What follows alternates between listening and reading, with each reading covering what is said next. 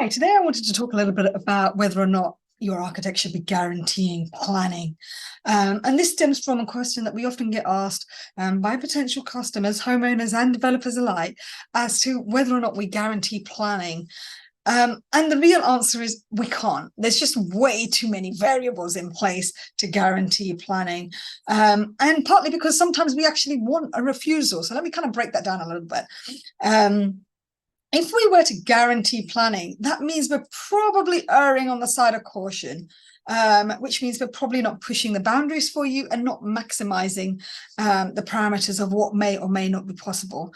Equally, if you're looking for sort of guaranteed planning, the reality is that the person assessing that is always slightly different. We've had instances, same local authority, one application will go through and the second one, they will say, oh, our guidelines say no. And it's almost like a computer says no process. And then we're kind of wondering, and we put the case to them that we've had approval in the same local authority for the same thing further down the road.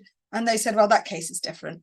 And so because it's so subjective, we sit in a position where we can't guarantee planning. So what can you do to kind of enhance your success rate of getting planning first time round, if that is critical for you? And in that instance, we'd probably say, actually, it's worth going down a pre-app route. So pre-app is essentially a council giving you some initial advice in relation to your application.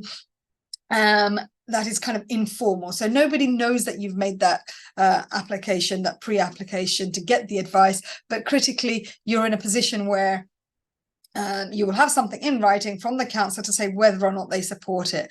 Unfortunately, that advice is not binding, so that in itself doesn't guarantee planning. And we have had instances where we've had a really positive pre-app, where then when it's put in front of the next officer that's assessing it, effectively, goes back to computer says no. So there is no sort of clear-cut guarantee with planning.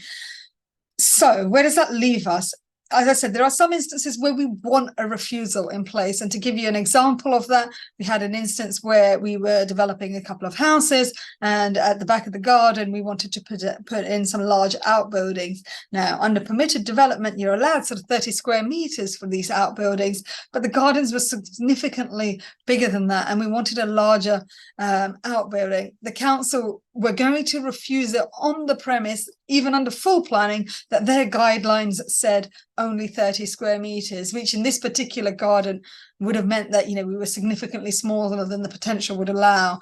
So we waited for the refusal and then put the case to appeal, and subsequently won an appeal. And so the actual outbuilding sizes per property were closer to 60 square meters. So you can understand in some instances, it's useful to get a refusal in place. Another reason why we don't guarantee planning. And the last point is, if you are considering sort of engaging a practice that is guaranteeing planning, always ask yourself, how are they guaranteeing?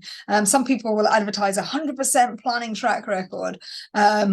I'd be surprised if that is the case. That normally means that they withdraw the application before any potential chance of a refusal to maintain that record. And that necessarily isn't positive, because then you don't have the feedback from the officer that you would then get if the planning application had been refused. Sometimes when an application is refused, the feedback is just as critical to be able to then get the application through the second time round. And some things can be small nuances about heights and sizes and sort of impact, or what they consider to be impact on the amenity, or potential additional information that they felt was missing the first time round. If you withdraw the application, you're less likely to get that sort of confirmation of why the reasons for refusal, and so you aren't able to process it for a guaranteed second time win. So there are a couple of variables there as to why we don't guarantee planning, but essentially I think if you are looking for that kind of guaranteed route, perhaps you want to ask yourself why, and what is it that is restricting you from actually taking the risk to make planning applications. Generally, from our perspective, we run a sort of 90-95% track record with planning approvals first time round. So as I said, on occasion, we will want to refuse it. On occasion, we will push the risk boundary a little bit to be able to maximize what is possible. So that, yeah, too many variables to guarantee planning. Although some people promise sort of 100% track record, it likely means that your application is being withdrawn before the council can refuse, so that they can maintain their track record. But that doesn't necessarily mean that will put you in a better place.